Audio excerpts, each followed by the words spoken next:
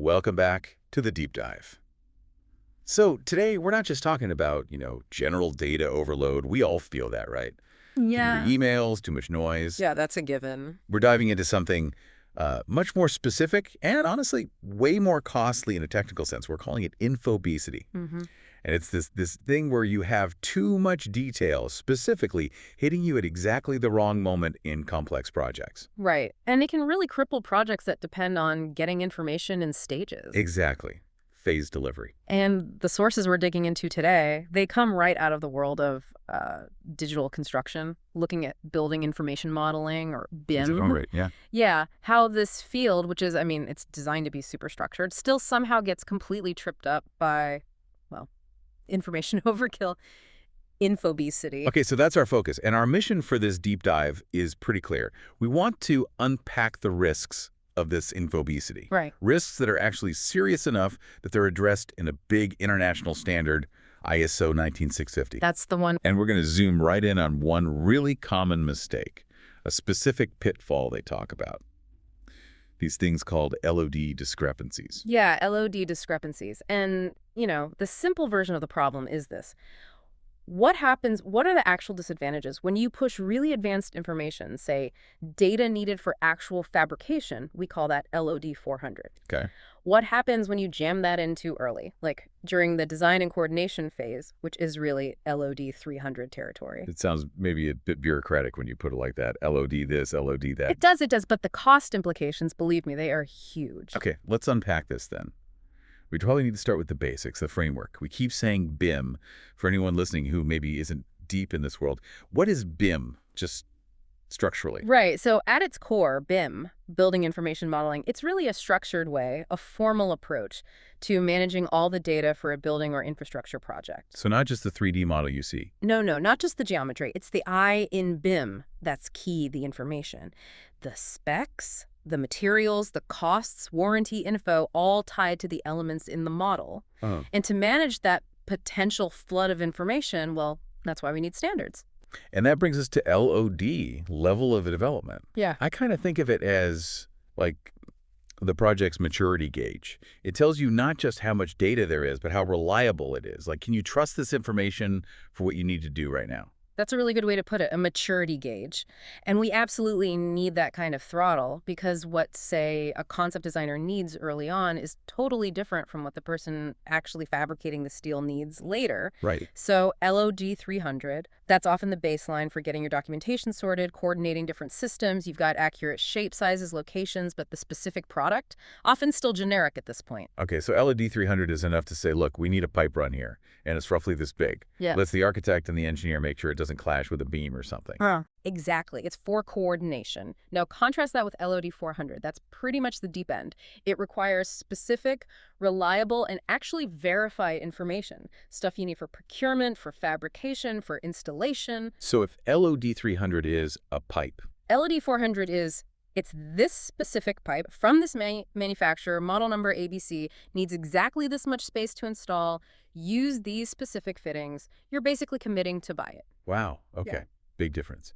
So with that distinction clear, let's revisit infobesity. What does it actually look like in this BIM context? Well, it's the overload. It's the cognitive load, the processing power your computer needs, the time it takes, all because you're dealing with information that's just too early or irrelevant to your task. Right. Or just not required yet by the contract or the plan. So the system itself and the people trying to use it, they're basically drowning in details they aren't supposed to worry about yet. Your job is to coordinate the layout, the LOD 300 task, but the model's forcing you to check specific manufacturer part numbers for LOD 400. Right. Which brings us to that core tension. I mean, if I'm trying to be diligent, shouldn't I just put the detail in if I happen to know it? Isn't more always better? Why would someone actively say, no, don't give me that extra data yet? And this is where our sources really point to something counterintuitive but critical. The risk, it isn't just about, the extra effort to model something. It's about the stability of the whole system. And, importantly, contractual liability. Liability. Okay. Yeah. When you drop that LOD 400 data into an LOD 300 model way too early, you are basically inviting some really significant measurable risks onto the project. Okay, let's break those down. What are the disadvantages? Let's start with the obvious one, maybe. Inefficiency. Yeah, inefficiency is, well, it's everywhere when this happens. Think about the teams focused on LOD 300 tasks. They're doing coordination, producing drawings, basic schedules. Right. Suddenly, they're forced to wade through super specific vendor data that has, frankly, zero relevance to what they're trying to achieve right now. Their computers might slow down, the model files get bloated, and crucially, their focus gets scattered. So they're spending time just filtering noise. Exactly. Hours spent sifting through data they can't use yet. It completely undermines the efficiency that BIM is supposed to bring in the first place. Okay, so the system actually starts working against them. It turns that structure, the LOD levels, into a burden instead of a help. But you mentioned cost. The real hit sounds like it comes from the second risk, change and rework. Can you maybe give us a worst case example of what that looks like? Yeah, this is where it gets really expensive. And it happens because the timelines just don't match up. That LOD 400 data, the precise fabrication details, the specific equipment models, Right. that stuff often isn't truly finalized until much later, during procurement, maybe months after the LOD 300 stage was supposed to be locked down. Oh. Huh. So if you put that detail in the LOD 300 model back then, changes are almost guaranteed later on. Okay, so give me the scenario. All right, imagine a big HVAC system. Heating, ventilation, air conditioning. The LOD 300 model is stable, shows the main duct runs, where the big chiller unit sits. Everyone's coordinated around it. Makes sense. But someone, trying to be helpful perhaps, prematurely models the specific chiller model from supplier A with all its LOD 400 connection points and clearances. Okay, I see where this is going. Right. 2 months later, procurement runs into a supply chain issue. Right. Supplier A can't deliver. They have to switch to supplier B's chiller. It does the same job, but Right. it's slightly different dimensions, different connection points. So what's the damage? Is it just swapping out one 3D object for another? Oh, if only it were that simple. No. That change, which should have only impacted the later LOD 400 fabrication phase, now completely destabilizes the LOD 300 design and documentation. How? Well, the geometry changes, even slightly. Connection points move. Now, you might have clashes that weren't there before. You have to rerun clash detection, potentially across large parts of the model. You have to update and reissue drawings and documents to maybe dozens of other teams and contractors who relied on that now outdated LOD 300 information. And the contractual status of those LOD 300 deliverables, suddenly questionable. Wow. Our sources, they point out that fixing just one major vendor change like that, if it was modeled too early on something complex like piping or mechanical systems, it can cost hundreds, literally hundreds of hours in rework across multiple teams, leading straight to delays and difficult contract negotiations. So putting the information in early, it's like you're basically creating problems for your future self and everyone else. You're taking risks that belong way downstream in fabrication and procurement and dragging them back into design, where the team just isn't set up to handle that kind of uncertainty. That's the absolute core insight here. It totally defeats the purpose of having these structured, phased information drops. You end up creating this environment of just unnecessary complexity. Things are unclear. Teams waste time managing beta noise instead of actually designing and building. It really sounds like, diligence that's actually negligent in practice. You think you're adding value with more detail, but you're inadvertently wrecking the information structure for everyone else who needs it to be reliable at its current stage. Exactly. And that's precisely why we need a bigger framework, sort of a global rulebook to manage this. And that brings us to ISO 19650. Right, the international standard. We've mentioned it a couple of times. You called it a guardrail. But what does it actually do? What action does it mandate to try and prevent this kind of infobesity? Well, ISO 19650, it's not just like a list of nice ideas. It's the international framework for managing information throughout the whole life of a building or asset using BIM. And its main weapon against infobesity is enforcing a really strict definition of information requirements up front. How does it do that? It makes the project teams formally define right at the start what's called the Exchange Information Requirements, or EIRs, and also the client's needs, the Organizational Information Requirements, OIRs. And crucially, they have to define these for each stage of the project. Okay, so instead of just modeling whatever detail you happen to have, you have to check against a document, maybe even a contractual one that says, look, for this LOD 300 phase, we only need generic product info.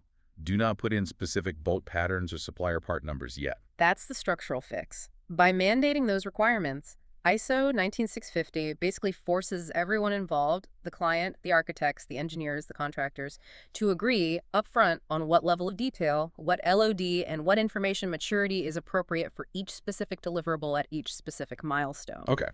And connecting this back, the standard exists precisely to stop that disastrous creep of LOD 400 details into LOD 300 models.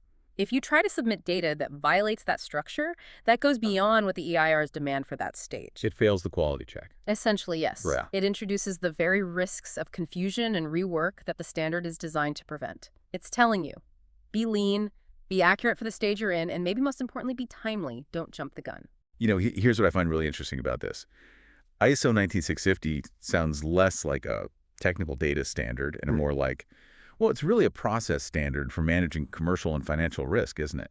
It's just disguised as being about information. Yeah, it's a very sharp way to look at it. Absolutely. It fundamentally redefines data quality. Quality isn't just about accuracy or quantity in isolation.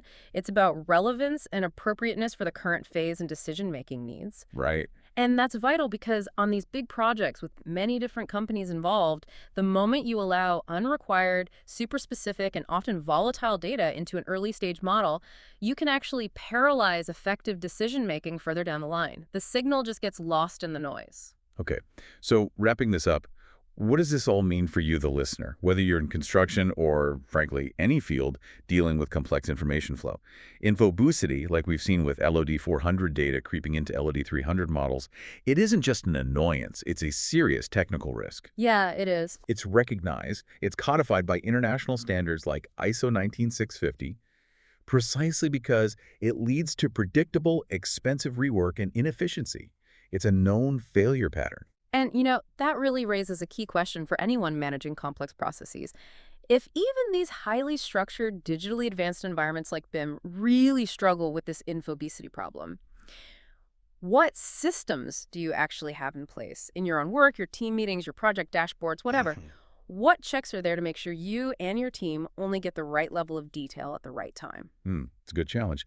Remember, your role often isn't just to deliver data. It's also to curate it. Because as we've heard, premature specificity, it often looks like diligence, but it can act like negligence. And it almost always comes with a hidden price tag. Well said. That's our deep dive for today. Thanks for joining us. We'll see you next time.